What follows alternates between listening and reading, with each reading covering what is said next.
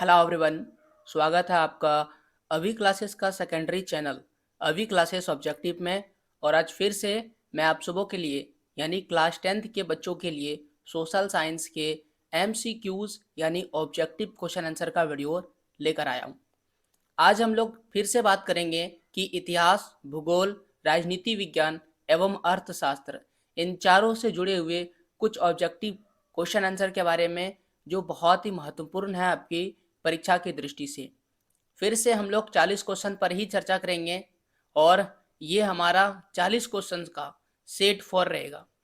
यानी इससे पहले हम लोग 3 सेट पर चर्चा कर चुके हैं, ये अपना सेट 4 है। और पहले की तरह ही इस सेट 4 में भी ना केवल 40 प्रश्न रहेंगे बल्कि 40 प्रश्नों से भी अधिक जो ज्ञान उस पर हम लोग चर्चा करेंगे, यानी कि डिटेल में प्रश्नों पर चर्चा करेंगे ताकि आपको 40 से भी अधिक प्रश्नों के बारे में जानकारी मिल जाए। सेट 4 में आपका स्वागत है और मेरा नाम है अजीत कुमार और मैं ये पूरा वीडियो आप सबों के लिए बना रहा हूँ। उम्मीद है आपको पूरा वीडियो बेहतर पसंद आएगा और इसके पहले भी जितने वीडियो मैंने अपलोड किए हैं वह भी आपको बेहतर पसंद आए होंगे। तो आप मेरे वीडियोस को लाइक करेंगे और उन दोस्तों, रिश्तेदारों, भाई बहनों तक पहुँचाएंगे जिनको इसकी ज़रूरत है। तो प्लीज़ हमारा सहयोग करें और उन बच्चों का भी सहयोग करें ताकि उनका रिजल्ट बेहतर हो सके। और हमारा सहयोग बस लाइक करने से होगा। 3 अभी तक आप 3 सेट देख चुके हैं तो ये चौथा है। अगर आपको पसंद आता है तभी लाइक करना है, नहीं आता है तो डिसलाइक भी करना है। आइए बढ़ते हैं और आज का पहला प्रश्न पढ़ते हैं। पहला प्रश्न है कि आर्नेस्ट आर्नेस्ट रेनर कौन थे? आर्नेस्ट रेनर कौन थे? इस सवाल का एक आसान सा जवाब हमारी किताब में साफ-साफ लिखा हुआ है कि ये है आर्नेस्ट रेनन। और आर्नेस्ट रेनन है फ्रांसीसी दार्शनिक। तो सवाल का जवाब तो मिल गया, बी नंबर इस सवाल का सही जवाब मिल गया। लेकिन इनके बारे में थोड़ी सी जानकारी आपको बता देता हूँ कि इन्होंने एक सिद्धांत दिया कि आखिरकार राष्ट्र क्या है। राष्ट्र का मतलब होता है देश, ये तो हम लोग सभी जानते हैं। लेकिन एक ऐसा समय था जब दुनिया में राष्ट्रवाद का उदय हो रहा था। तो राष्ट्रवाद का जब उदय हो रहा था तो लोग कह रहे थे कि अगर कोई एक ऐसा जगह है जहाँ पर समान भाषा के लोग रहते हैं, समान नस्ल के लोग रहते हैं, समान धर्म के लोग रहते हैं, वैसे क्षेत्र को ही हम क्या कहेंगे? देश कहेंगे। लेकिन ये जो रेनन है, रेनन ने इसकी आलोचना की। आलोचना करने का मतलब होता है इन्होंने कहा नहीं, ऐसा नहीं हो सकता है।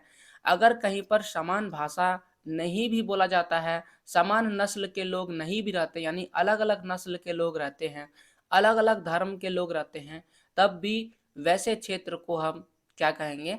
देश कह सकते हैं यानी राष्ट्रीय कह सकते हैं। तो ये एक तरह के आलोचक है, याद रखिएगा कि ये आलोचक है। ओके, तो अब हम पता चल चुका है कि ये फ्रांस के क्या है? दार्शनिक थे। अच्छा, जब फ्रांस छींकता है तो बाकी यूरोप को सर्दी जुकाम हो जाता है, यह वाक्य किसने कहा था? सेट 1 में भी हम लोग इसकी चर्चा किए थे और वहाँ पर भी मैंने आपको बताया था कि मेटरनिक ही वह व्यक्ति है जिसने एक बार ऐसा बोला था कि जब फ्रांस छींकता है यानी कि फ्रांस में कोई भी घटना होता है तो उसका बाकी यूरोप में असर होता है, यानी बाकी यूरोप में सर्दी जुकाम हो जाता है। यह बात मेटरनिक ने कहा था। मेटरनिक बी नंबर में है, बी नंबर इस सवाल का सही जवाब हो जाएगा। राष्ट्रवाद की पहली अभिव्यक्ति किस क्रांति में देखने को मिलती है? देखिए, जो भी क्रांति है, बहुत सारी क्रांतियां जो है दुनिया में हुआ है, लेकिन 1789 की जो फ्रांस की क्रांति है, ये वो घटना है जिसने क्या किया था, पूरे क्षेत्र में राष्ट्रवाद की भावना का उजागर कर दिया। और इस प्रकार से सबसे पहले यूरोप में राष्ट्रवाद का उदय हुआ और फिर भारत में राष्ट्रवाद का उदय। इसीलिए हम लोग 2 चैप्टर पढ़ते हैं हिस्ट्री में। चैप्टर नंबर 1 में पढ़ते हैं यूरोप में राष्ट्रवाद का उदय और चैप्टर नंबर 2 में पढ़ते हैं भारत में राष्ट्रवाद का उदय। तो इस प्रकार से 2 घटनाएं किसके कहाँ से शुरू हुआ है? फ्रांस की क्रांति से हुआ। राष्ट्रवाद ही नहीं बल्कि समानता का विचार भी कहाँ से आया है? समानता, ये भी जो है फ्रांस की क्रांति से आया। और लोकतंत्र वाला जो घटना है ये सब भी यहीं से फैलने लगा था, यानी लोग राजतंत्र का जो है कह सकते हैं विरोध करने लगे थे।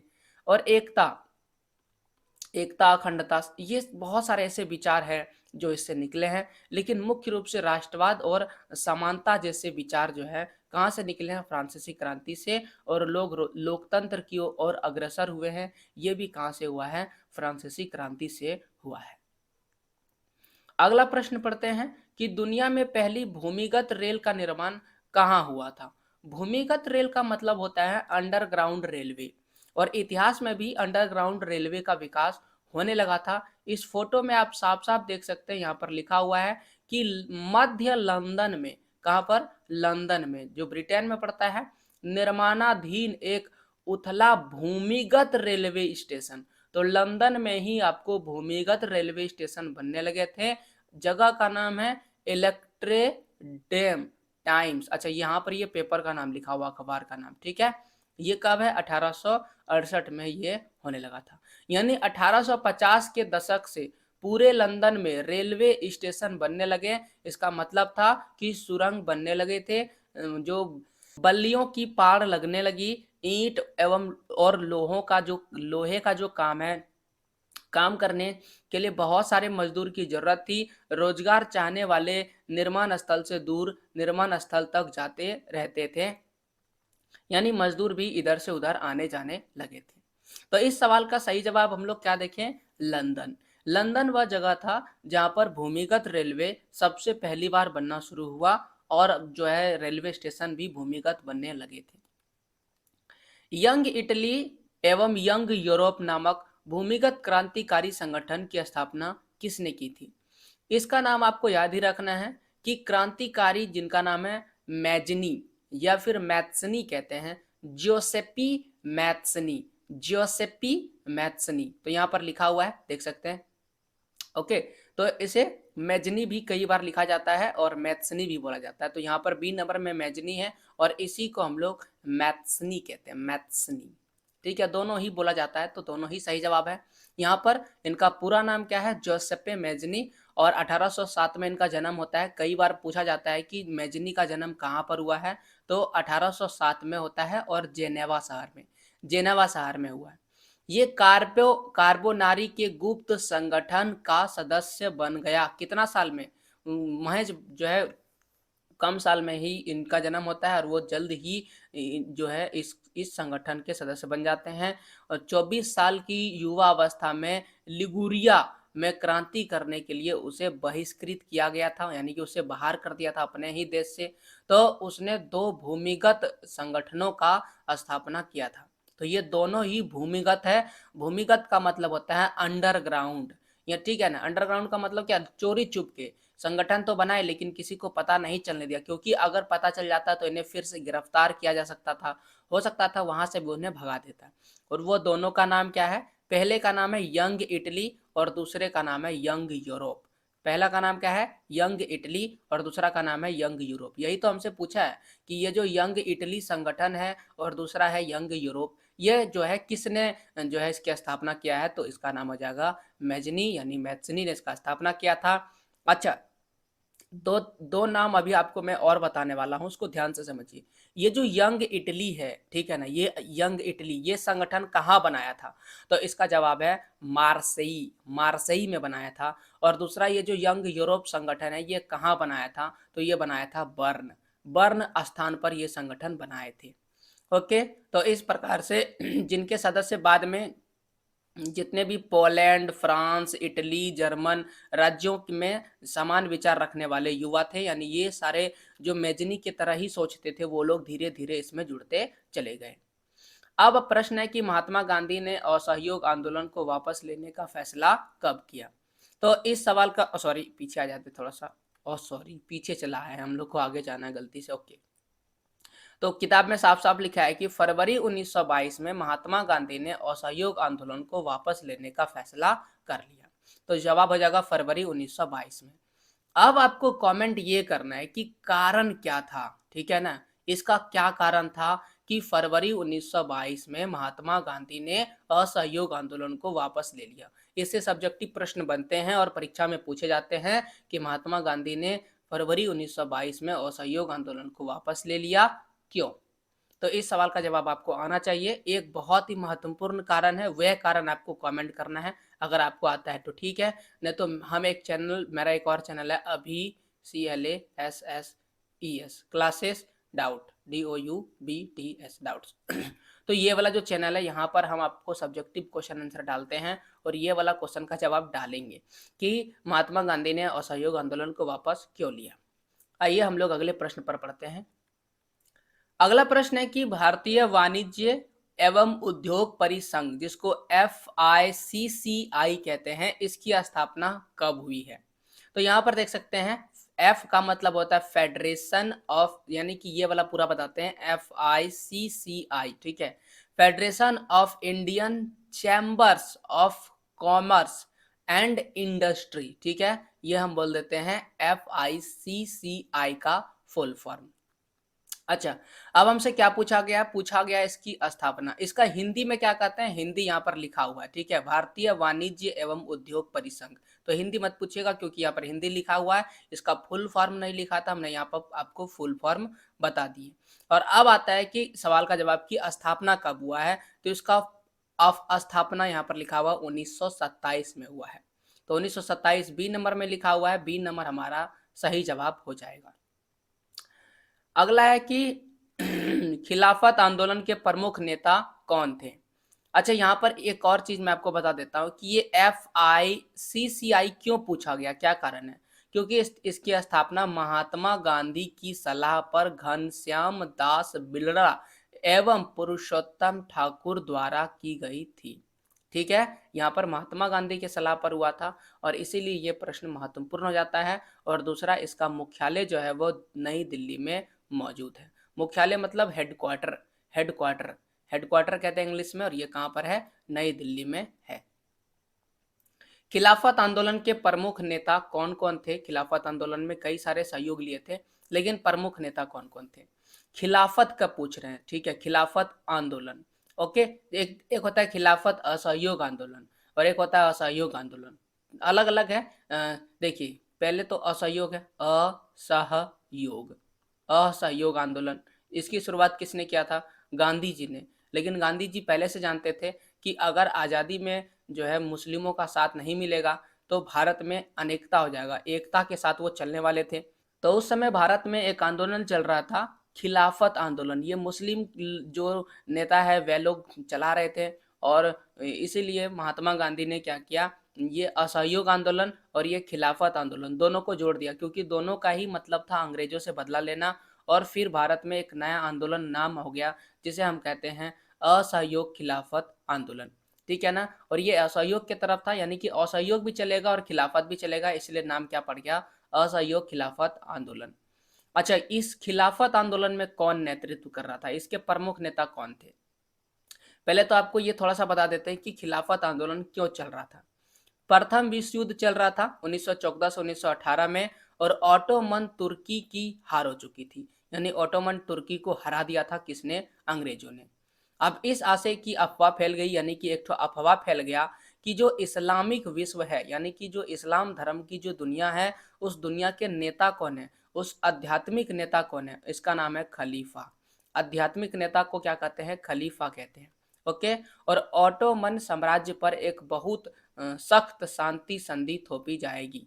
शांति संधि थोपी जाएगी, माने कि उससे जो है शांति पूर्वक कुछ भी करने के लिए बोला जाएगा और उन्हें वो काम करना पड़ेगा। किसको? ऑटोमन तुर्की को।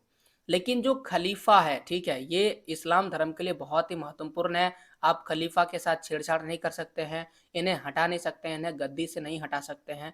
तो बस दुनिया के जितने भी मुस्लिम थे, इनका यही कारण था कि इनकी जो तात्कालिक शक्तियां हैं, इनकी रक्षा की जाए। लेकिन जो अंग्रेज है वो नहीं माने और उन्होंने क्या कर दिया? इनका विरोध कर दिया। इसलिए मार्च 1919 में बम्बई में एक खिलाफत समिति का गठन किया गया और इनके दो जो महत्वपूर्ण नेता थे, पहला नाम है मोहम्मद अली और दूसरा का नाम है शौकत अली। मोहम्मद अली और जो शौकत अली है, जिसे हम लोग अली बंधु भी कहते हैं, इन दोनों ने मिल करके, ये जो दो मुस्लिम युवा नेता थे, इन दोनों ने मिल करके कौन सा आंदोलन शुरू कर दिया? खिलाफत आंदोलन शुरू कर दिया। बाद में महात्मा गांधी जो है इनसे मिले और फिर शुरू हो गया असहयोग खिलाफत आंदोलन। तो मेरे ख्याल से आपको ये खिलाफत आंदोलन की थोड़ी सी कहानी समझ में आ गई होगी और आपको अब जो है इसके नेता के बारे में पता चल गया होगा। एक है मोहम्मद अली और दूसरा है शौकत अली। अगला प्रश्न पढ़ते हैं। नेपोलियन युद्ध के दौरान हुए बदलावों को खत्म करना किस संधि का उद्देश्य था? 1804 में नेपोलियन आता है और इन्होंने नागरिक संहिता जो है लागू कर दिया था, जिसे हम लोग नेपोलियन संहिता के नाम से जानते हैं। इसे ही खत्म करने के लिए जो है वियना संधि लाई गई। वियना संधि कब होता है? 1815 में। तो इस सवाल का सही जवाब हो जाएगा वियना संधि। अगला प्रश्न है कि विश्वव्यापी आर्थिक महामंदी की शुरुआत कब होती है? तो इसका जवाब है 1929 में आर्थिक महामंदी की शुरुआत हो जाती है।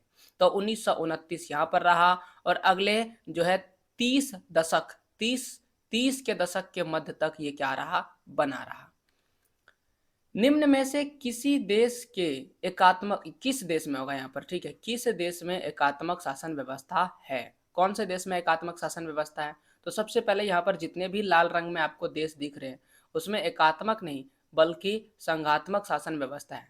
जैसे आपको कनाडा दिख रहा है, कनाडा में संघीय शासन व्यवस्था है। संयुक्त राज्य अमेरिका में, फिर यहाँ ब्राजील में, Argentina, Spain, Belgium, Switzerland, Germany, Austria, Bosnia Herzegovina, Nigeria, Ethiopia, दक्षिणी अफ्रीका, अपना प्यारा भारत, पाकिस्तान, रूस, मलेशिया, ऑस्ट्रिया और सॉरी माफ कीजिए ऑस्ट्रेलिया लिखा हुआ है, और फिर संयुक्त अरब अमीरात, और यहाँ पर देखते हैं कोमोरोस। तो ये सारे वो देश हैं जहाँ पर आपको संघीय शासन व्यवस्था देखने को मिलता है। यहाँ तक कि भी यहाँ पर एक देख सकते हैं माइक्रोनेशिया। इन देश में भी आपको कौन सी शासन व्यवस्था देखने को मिलती है? संघीय शासन व्यवस्था देखने को मिलती है। स्विट्जरलैंड तो था, भारत भी था और संयुक्त राज्य अमेरिका भी था। ये वाला जो है ये नहीं था। तो श्रीलंका में एकात्मक शासन व्यवस्था है, यानी यहाँ सिर्फ एक ही आदमी अपनी मनमानी चलाना चाहता है, उनका नाम है सिंघली। उनका नाम क्या है? सिंघली। कितना प्रतिशत था? 74% था। बाकी कौन था? तामिल था। शायद आपको थोड़ी सी भी कहानी याद हो तो इस सवाल का सही जवाब तामिल हो जाएगा। निम्न में से कौन जो है सुमोलित है, यानी कि सही से मिला हुआ है? तो ये सवाल संघ सूची, राज्य सूची और समवर्ती सूची से है। तो यहाँ पर लिखा है कि संघ सूची में क्या क्या आता है? तो संघ सूची में आता है रेलवे, बैंकिंग, वायुसेना, प्रतिरक्षा। यहाँ पर पुलिस, कृषि, व्यापार लिखा है, यानी ये सही से सुमेलित नहीं है। दूसरा है कि राज्य सूची में प्रतिरक्षा, बैंकिंग, संचार आता है। राज्य सूची में कृषि, पुलिस, जेल खाना, शराब इत्यादि वगैरह आता है। इसलिए आप सुने होंगे कि बिहार सरकार ने जो है शराब को क्या कर दिया है? बंद कर दिया है। लेकिन झारखंड सरकार ने बंद नहीं किया है, क्योंकि ये राज्य में आता है। तो राज्य का मन होगा, उसका मन होगा तो वो चालू रखेगा, बंद मन होगा तो वो बंद कर देगा। ओके, तो ये बी नंबर सही मेल नहीं है, इसमें उल्टा लिख दिया है। अच्छा, समवर्ती सूची में क्या क्या आता है? शिक्षा, वन, मजदूरी, जो भी सामानों में मिलावट, ये सारा जो करता है वो किस में आता है? ये समवर्ती सूची में आता है। तो ये सही लिखा हुआ है, तो ये सही जवाब हो जाएगा सी नंबर। अच्छा, अवशिष्ट शक्तियां किसके हाथ में रहती है? राज्य सरकार के हाथ में नहीं रहता है, ये रहता है केंद्र सरकार के हाथ में। तो ये भी आपको याद रखना है, यानी ये लास्ट वाला भी सही मेल नहीं खा रहा है। तो सी नंबर हमारे इस प्रश्न का सही जवाब हो जाएगा। अमेरिका में नागरिक अधिकार आंदोलन जो 1954 से 1968 में चला था, आप देख सकते हैं डेट यहाँ लिखा हुआ है, 1954 से 1968 में अमेरिका में नागरिक अधिकार आंदोलन। अब हमारा सवाल है कि किसके द्वारा चलाया गया था? तो ये नाम आपको याद रखना है। पहले वाले वीडियो में भी आपको बोले होंगे पार्ट 1 में, ये मार्टिन लूथर किंग जूनियर की अगुवाई में चला था ये आंदोलन। तो ये आपको पूरा नाम याद रखना है, मार्टिन लूथर किंग जूनियर। तो हमारे पास यहाँ पर लिखा हुआ है, ये रहा Martin Luther king junior. Okay, चलिए, तो इस प्रश्न का हमें जवाब मिल गया। अश्वेत शक्ति आंदोलन कब चला था? ये आंदोलन भी महत्वपूर्ण है। और श्वेत जो है अपने खिलाफ हो रहे जो कह सकते हैं अत्याचार है उनके खिलाफ लड़ा था। यह आंदोलन 1966 में उभरा था और 1975 तक चल रहा था, यानी 66 से 75 सही जवाब हो जाएगा। ये रहा 66 से 75। निम्न में से कौन सा तर्क लोकतंत्र के पक्ष में नहीं है? यानी लोकतंत्र के पक्ष में क्या नहीं है? लोकतंत्र में लोग स्वतंत्रता और समानता का अनुभव करते हैं। हाँ, ये करते हैं, यानी कि ये पक्ष में है, और हमसे पूछा गया पक्ष में नहीं है, तो जो नहीं है उसमें टिक लगाना है। अगला ऑप्शन लिखा है कि लोकतंत्र में दूसरे की तुलना में विवादों को बेहतर ढंग से किया जाता है। यहाँ पर होगा विवादों का निपटारा, ठीक है, निपटारा। तो जल्दी लोकतंत्र में किसी भी तरह का विवाद नहीं होता, लड़ाई झगड़ा बिल्कुल भी नहीं होते हैं, ठीक है ना। तो विवादों का निपटारा यहाँ पर बेहतर तरीके से जल्दी ले लिया जाता है। ज़्यादा यहाँ पर लोग जो है बढ़ता नहीं है। जाति धर्म या भाषा के आधार पर लड़ाइयाँ तो होती है, लेकिन उसका निपटारा तुरंत कर लिया जाता है।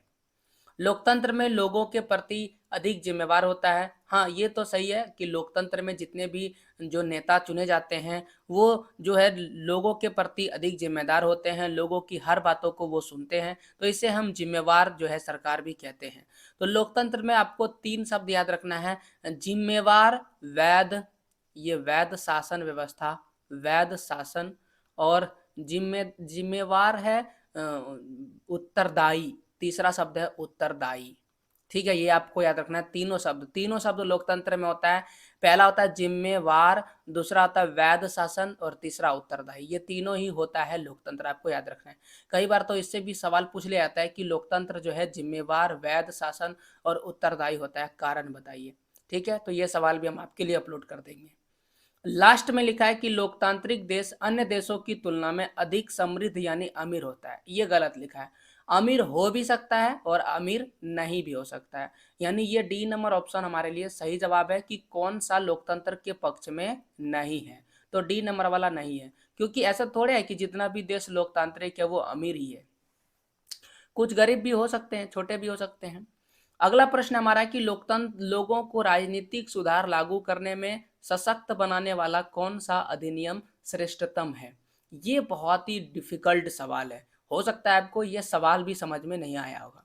ये सवाल तब आपको समझ में आएगा जब मैं आपको ये दिखाऊंगा, सूचना का अधिकार अधिनियम 2005। इस अधिनियम में क्या लिखा है?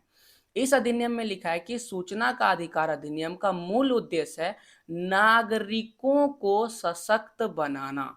यही सवाल पूछा है कि कौन सा अधिकार है, कौन सा राजनीतिक सुधार है जिसको लागू करना मूल मकसद है सशक्त बनाना है, ठीक है। तो सशक्त बनाने के लिए कौन सा अधिनियम लागू किए थे हम लोग? तो हम लोग लागू किए थे सूचना का अधिकार, सूचना का अधिकार, ठीक है। तो ये हम 2005 में लागू किए थे ताकि नागरिक जो है और ज़्यादा सशक्त बन सके, सरकार के कार्य में पारदर्शिता आ सके और सरकार उत्तरदायित्व जो है बढ़ावा देना चाहते थे। ओके, तो ये आपको याद रखना है। आगे बढ़ते हैं अगला, इस समय निम्न में से किस प्रकार की सरकार बेहतर मानी जाती है? तो अभी लोकतंत्र सरकार को सभी बेहतर मानते हैं, यही सबसे बढ़िया है। ना ही राजतंत्र को कोई बढ़िया मानते हैं और ना ही तानाशाही को कोई बढ़िया मानते हैं। उन समूहों को क्या कहते हैं जो सरकारी नीतियों को प्रभावित करते हैं? अब देखिए, समूह तो कई प्रकार के होते हैं। एक होते हैं आंदोलनकारी समूह, एक होते हैं दबाव समूह और एक होते हैं लोक कल्याणकारी समूह। सरकारी नीति को कौन प्रभावित करता है? तो इसका जवाब है दबाव समूह। दबाव समूह जो है सरकार की नीतियों को प्रभावित करने की कोशिश करते हैं। हमारे किताब में साफ साफ लिखा हुआ है, इसलिए इस सवाल का सही जवाब है दबाव समूह। ये जो कल्याण समूह है, ये कल्याण करता है, नीति नहीं बदलता है, सरकार जो कहता है वही करता है। और आंदोलनकारी जो है वो अपनी मांग को पूरा करवाने के लिए आंदोलन और हड़ताल करवाते हैं, नीति नहीं बदलवाते हैं। और आंदोलन जब बहुत बड़े स्तर पर होने लगता है तब वो सरकार पर दबाव डालने लगता है, नहीं आपको नियम ही बदल देना है। तो सही जवाब हो जाएगा दबाव समूह, और किताब में भी लिखा हुआ है साफ साफ। अगला प्रश्न है कि लोकतांत्रिक व्यवस्थाओं के संदर्भ में कौन सा विचार सही है? तो यहाँ पर लोकतंत्र के संदर्भ में कौन सा विचार हमारा सही होगा? तो देखिए, पहला लिखेंगे कि लोकतांत्रिक व्यवस्थाओं ने सफलतापूर्वक लोगों के बीच टकराव को क्या कर दिया? समाप्त कर दिया। पहला ही ऑप्शन हमारा सही मिल गया कि लोकतंत्र में जो टकराव होता था लोगों के बीच उसको पूरी तरह से क्या कर दिया? समाप्त कर दिया। भाषा, जाति, धर्म के रूप में जो लड़ाइयाँ झगड़े होते थे, जो टकराव होते थे, वह पूरी तरह से समाप्त हो गया। हाँ, क्या नहीं हुआ है?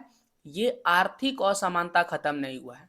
आर्थिक असमानता का मतलब क्या होता है कि जो पैसे के मामले में अमीर जो है आज भी अमीर है, गरीब गरीब रह गए, कुछ गरीब अमीर भी बन गए। कुछ गरीब गरीब रह गए। इसका मतलब है कि सब बराबर नहीं हुआ, यानी कि सबके पास बराबर पैसा नहीं आया है, यानी आर्थिक असमानता जो खत्म नहीं हुआ।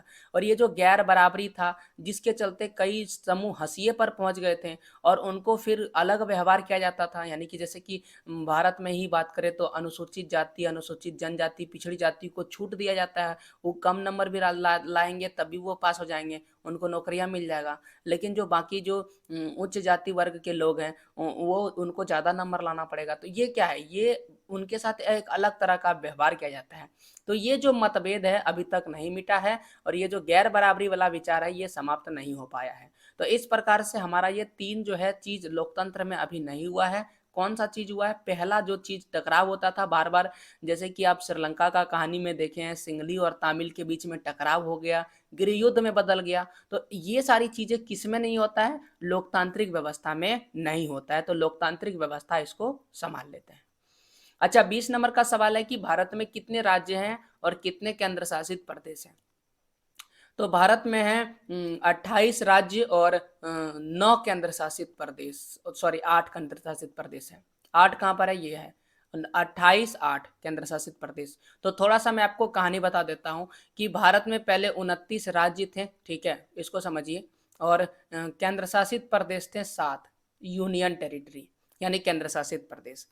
बाद में क्या हुआ कि जम्मू कश्मीर को राज्य से हटा दिया, तो राज्य बचा कितने? 28, 28 राज्य बचा। और फिर उसको किस में शामिल कर दिया? यूनियन टेरिटरी में। और जम्मू कश्मीर में 2 गो यूनियन टेरिटरी यानी केंद्र शासित प्रदेश बना, एक था लद्दाख और दूसरा था लेह। तो इस प्रकार से 7 में 2 और प्लस हो गए, तो टोटल हो गया 9 गो केंद्र शासित प्रदेश, क्योंकि 2 ठो नया आ गया था। पहला था लद्दाख और दूसरा कौन था? जम्मू और कश्मीर था। ओके, बाद में क्या हुआ कि 28 राज्य तो रह ही गया, 28 राज्य तो रह ही गया, प्लस क्या हुआ सुनिए, ये जो 9 केंद्र शासित प्रदेश था उनमें से 2 गो, पहला क्या है? दमन, दमन एवं दीव, ठीक है, और दूसरा है दादर, दादर नगर हवेली। ये पहले 1 2 था, ये दोनों अलग अलग था, ठीक है। इन दोनों को जोड़ दिया, इन दोनों को क्या कर दिया? जोड़ दिया, और दोनों को जोड़ के एक ठो बना दिया। तो इधर तो 7 रह गया और ये दोनों मिल करके हो गया 1। तो इसमें एक और जोड़ देते, क्योंकि 9 में से 2 ठो आप निकाल लीजिए ना, ये 2 ठो निकाल दिए 9 में से, तो कितना बचा? 7 बचा। और ये दोनों को मिला के अब कितना गिनती गिनेंगे? एक गिनती गिनेंगे, तो 7 और 1 कितना हो गया? 8 हो गया। इसीलिए अभी हमारे पास 28 ठो राज्य है और 8 ठो केंद्र शासित प्रदेश है। तो ये बिल्कुल गलती मत कीजिएगा, ये छोटा और बहुत ही महीन सवाल है। महीन समझते हैं? महीन सवाल क्या होता है? माने दिमाग को छेद करने वाला सवाल को महीन सवाल कहते हैं, ठीक है। इसमें इतना उलझन होता है कि आप जगन के गलती कीजिएगा, क्योंकि आपको लगेगा नहीं अभी तो 9 ठो केंद्र शासित प्रदेश है, ज्यादा गलती कीजिएगा तो 7 तो मार के चलाइएगा। तो ये महीन सवाल है, यानी इतना आसान सवाल और उसमें भी गलती होगा, तो वैसे सवाल को हम महीन सवाल कहते हैं, ठीक है। तो 28 ठो राज्य है और 8 ठो केंद्र शासित प्रदेश है, बिल्कुल आपको याद रखना है 20 नंबर का सवाल जवाब। भारत की उत्तरी मैदान जो है किस प्रकार की मृदा से बना है? साफ साफ हमारे किताब में लिखा हुआ है कि जो भी जलोढ़ मृदा है उसी से पूरा उत्तरी मैदान बना हुआ है। संपूर्ण उत्तरी मैदान जलोढ़ मृदा से बना है। जलोढ़ मृदा कहाँ पाया जाता है? नदी के किनारे। और उत्तरी मैदान में कौन सी नदी है? सिंधु नदी, गंगा नदी, ब्रह्मपुत्र नदी। और इन तीनों नदियों द्वारा लाए गए जलोढ़ मृदा से कौन सा मैदान बना है? उत्तरी मैदान बना है। और ये हिमालय से निकलने वाली नदियां हैं। भारतीय वन संरक्षण अधिनियम किस वर्ष पारित हुआ है? जब भी ये अधिनियम आएगा तो आपको एक चीज नहीं 3 चीज एक साथ याद रखना है। 1960 से 70, तीसरा 1973, ये दूसरा हो गया, और तीसरा है वन्य जीव अधिनियम 1980 और 86। ये तीनों ही डेट आपके लिए महत्वपूर्ण है। क्यों महत्वपूर्ण है? सुनिए। 1960 और 70 के दशक में ये मांग शुरू हुआ कि हमें जो है वन्य जीव को बचाना है। इससे पहले तो वन्य जीव को सुरक्षा की बात नहीं की जा रही थी, तो हमें वन्य जीव को बचाना है, और इसलिए भारतीय वन्य जीव रक्षण अधिनियम लागू किया। कब? 1972 में। तो हमारा वन और वन्य जीव रक्षण अधिनियम कब लागू हुआ है? 1972 में लागू हुआ है। डी नंबर हमारा सही जवाब हो जाएगा। अब अतिरिक्त जानकारी हम आपको ये दे रहे हैं कि 1972 के बाद 73 में ये देखा गया है कि बाघों की संख्या घट रही है, इसलिए हमने शुरू कर दिया प्रोजेक्ट टाइगर। तो आपसे पूछेगा प्रोजेक्ट टाइगर कब लागू किया गया, तब आपको जवाब देना है 1973 में। और फिर 1973 के बाद 1980 और 86 में हमने यह देखा कि जानवरों में जो छोटे मोटे कीड़े हैं, जैसे कि तितली, पतंग, भृंग, ड्रैगन फ्लाई, ये छोटा छोटा, बिल्कुल छोटा छोटा कीड़ा है जिसको चिड़िया उठा के खा जाती है, ये सब भी खत्म हो रहे हैं। तो इन सब को भी हमें क्या करना है, वन्य जीव अधिनियम में जोड़ना है। तो इनको कब जोड़ा गया है, 1980 से 86 में। लगभग 6 जातियां पहली बार इस सूची में रखा गया। कब, 1991 में। पौधे की, किसकी, पौधे की। तो 1980-86 में जोड़ा गया जानवरों को, और 1991 में 6 गो पौधों को भी जोड़ दिया, यानी छोटे छोटे पेड़ पौधे घास वगैरह को भी जोड़ दिया गया था। तो इस तरह से हमारे पास 4 डेट याद रखना है। पहला तो ये तो आपको याद रखना ही है कि वन्य जीव अधिनियम कब लागू हुआ, 1972 में। शुरुआत कब हुआ था, 1960 और 70 के दशक में। प्रोजेक्ट टाइगर कब लागू हुआ, 1973 में। छोटे छोटे कीट कीट पतंग को कब हम लोग बचाने शुरू कर दिए, 1980 से 86 के बीच में। अच्छा, 6 गो पौधे को कब हम बचाना शुरू कर दिए, 1991 से। क्योंकि अब हमें लगने लगा कि छोटा छोटा पौधा भी जरूरी है, केवल बड़े बड़े पेड़ जरूरी नहीं है, छोटे छोटे पौधे को भी बचाना जरूरी है। उम्मीद है आपको ये चारों डेट, जितने भी डेट है, ये बेहतर समझ में आए होंगे, और इससे जुड़ी हुई बातें, मेरा यही बात होगा कि आप इसको कॉपी में लिख लें, ताकि आप ये हमेशा हमेशा के लिए याद रख सकें। हिमालयन यव, ठीक है, जिससे टेक्सोल नामक पदार्थ निकलता है, किस बीमारी के उपचार में उपयोगी है। तो सॉरी, पीछे आ गए, आगे जाना है। ये रहा टक्सोल। कौन सा बीमारी, इससे कैंसर के रोग का उपचार होता है। तो कैंसर हमारा ए नंबर में लिखा है, सही जवाब होगा। ये क्या है, एक तरह का पेड़ पौधे हैं, और ये जड़ से निकलता है। कहाँ से निकलता है, जड़। इसीलिए देखना, पुराना जमाना में जो भी चीज निकलता है उसको हम जड़ी बूटी कहते हैं, जड़ी बूटी, क्योंकि ये जड़ से ही ज्यादा चीज निकलता है, उससे ही उपचार होता है। बहुउद्देश्य नदी घाटी को आधुनिक भारत का मंदिर किसने कहा है, नेहरू जी ने। जवाहरलाल नेहरू ने गर्भ से बांधों को आधुनिक भारत के मंदिर कहा करते थे। तो जवाहरलाल नेहरू इस प्रश्न का सही जवाब हो जाएगा। निम्न में से कौन सा तर्क बहुउद्देश्य बांध के तर्क में नहीं है, तो लिखा है नहीं है। तो बांध क्या है, बांध देख लीजिए, सिंचाई के लिए पानी देता है, जी हाँ। विद्युत बनाने के लिए पानी देता है, जी हाँ, विद्युत बनाने के लिए देता है। घर के लिए पानी देता है, हाँ। उद्योग के लिए पानी देता है, हाँ। जल आपूर्ति करता है, हाँ। बाढ़ को रोकता है, मनोरंजन का काम करता है, यहाँ नाव चालन होता है, मछली पालन होता है। यहाँ क्या लिखा है, तो इस तरह से हम कह सकते हैं कि ये जल की कमी वाले क्षेत्र में जल लाता है, हाँ। ये बाढ़ नियंत्रण करता है, हाँ। और फिर ये जल विद्युत उत्पादन भी करता है। ये चीज क्या है, इसके तर्क, बांध के तर्क माने पक्ष में है, किसमें है, पक्ष में, यानी कि बहुउद्देशीय बांध के साथ देने वाला में है। ये जो सी नंबर वाला है, इसका साथ नहीं दे रहा है, इसका विरोध कर रहा है। इसमें इसमें बोल रहा है कि इससे भारी संख्या में विस्थापन होता है, इसलिए बांध मत बनवाइए। और ये सारा बोल रहा है कि नहीं, जल का कमी में जल देता है, बाढ़ को रोकता है, बिजली बनता है, इसलिए बांध बनाइए। ये सी नंबर वाला बोल रहा है कि नहीं बनाइए, क्यों, क्योंकि इससे भारी संख्या में विस्थापन हो रहा है। सवाल में वही पूछा जा रहा है कि कौन सा तर्क जो है उसके पक्ष में नहीं है, तो ये सी नंबर वाला पक्ष में नहीं है, सी नंबर वाला हमारा सही जवाब हो जाएगा। अच्छा, झूम किस प्रकार की खेती है, झूम को गहन जीविका कृषि कहते हैं। गहन, सॉरी माफ कीजिए, गलती हो गया, ये सी नंबर होगा। जीवन निर्वाह कृषि, जीवन निर्वाह का मतलब होता है केवल जीवन जीने के लिए हम उगाएंगे, उससे ज्यादा नहीं। जितना हमको खाने भर का जरूरत है उतना ही उगाएंगे, उससे ज्यादा नहीं उगाएंगे, उसे हम कहते हैं जीवन निर्वाह कृषि, ठीक है। तो ये सी नंबर इसका सही जवाब हो जाएगा। ये जो झूम खेती है, इसके बारे में कुछ चीजें आपको याद रखना है। झूम खेती को ही हम लोग कर्तन दहन प्रणाली कहते हैं, अंग्रेजी में से स्लैश एंड बर्न कहते हैं। अच्छा, मेक्सिको और मध्य अमेरिका में इसको मिल्पा कहते हैं, वेनेजुएला में कोनुको कहते हैं, ब्राजील में रोका, मध्य प्रदेश में मसोले, इंडोनेशिया में लदांग, वियतनाम में रे। यानी कि ये झूम खेती के अलग अलग नाम है।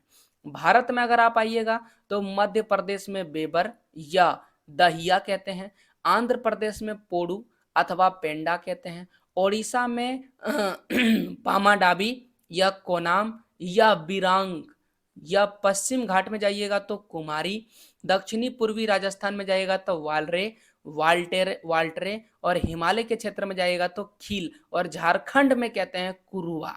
झारखंड में हम लोग रहते हैं तो ये वाला आपको याद जरूर रखना है कि झारखंड में इसको कुरुआ कहते हैं, और उत्तर पूर्वी प्रदेश में इसे झूम खेती कहते हैं।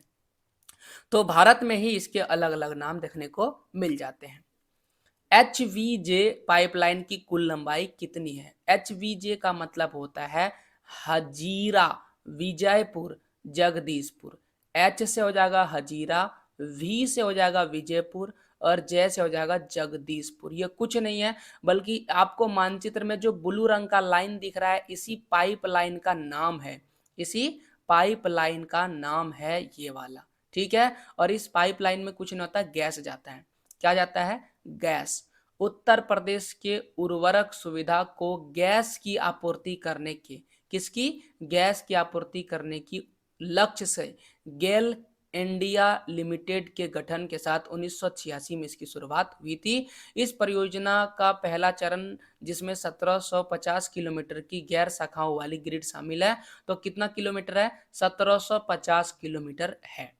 कहाँ से कहाँ तक देख सकते हैं, यहाँ पर आपको हजीरा लिखा हुआ दिख रहा होगा अंग्रेजी में, और दूसरा आपको दिखा देते हैं विजयपुर, यहाँ पर आप देख सकते हैं विजयपुर है, और तीसरा है जगदीशपुर, यहाँ पर आपको जगदीशपुर दिख रहा है। तो यहाँ से लेकर के यहाँ तक जगदीशपुर तक का जो लंबाई है वो कितना है? 1750 किलोमीटर की लंबाई है। ओके, मेरे ख्याल से आपको जानकारी समझ में आ गया होगा। और भी जानकारी के लिए आप यहाँ पर पढ़ सकते हैं। तो हमारा सही जवाब हो जाएगा बी नंबर 1750 किलोमीटर। निम्न में से किस उद्योग को आधारभूत उद्योग कहा जाता है? दो प्रकार का उद्योग है भूमिका के आधार पर। पहला आधारभूत उद्योग, दूसरा है उपभोक्ता उद्योग। आधारभूत उद्योग जो दूसरे फैक्ट्री के लिए सामान बनाएगा उसको आधारभूत उद्योग कहते हैं। जैसे लोहा फैक्ट्री, लोहा इसलिए बनेगा क्या? ताकि दूसरा फैक्ट्री बन सके। तांबा इसलिए बनेगा ताकि तांबा का तार बन सके। तो ये सारे किस में आते हैं? आधारभूत में आते हैं। और लौह इस्पात उद्योग यहाँ पर हमारा ऑप्शन है, तो लौह इस्पात उद्योग आधारभूत उद्योग में आ जाएंगे। अच्छा, उपभोक्ता उद्योग का मतलब होता है जो उपभोक्ता के लिए सामान बनाते हैं, जैसे कि चीनी, दंतमंजन, कागज, पंखे, सिलाई मशीन, ये क्या है? उपभोक्ता, माने सीधे कस्टमर को बेचने के लिए बना रहा है, इसे हम उपभोक्ता उद्योग कहते हैं। अगला प्रश्न है कि मैनचेस्टर ऑफ इंडिया कहा जाता है। अहमदाबाद को मैनचेस्टर ऑफ इंडिया कहते हैं। क्यों कहते हैं? क्योंकि यहाँ पर वस्त्र का उत्पादन ज्यादा होता है। वस्त्र का उत्पादन, ठीक है ना। तो वस्त्रों के उत्पादन के लिए ये फेमस है, और मैनचेस्टर भी वस्त्र के उत्पादन के लिए फेमस है। अगला प्रश्न है कि सीमा सड़क संगठन, जिसको BRO कहते हैं, इसकी स्थापना किस वर्ष हुई थी?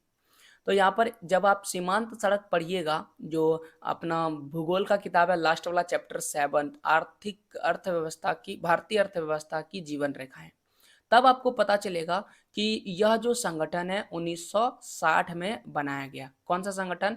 सीमा सड़क संगठन, ठीक है।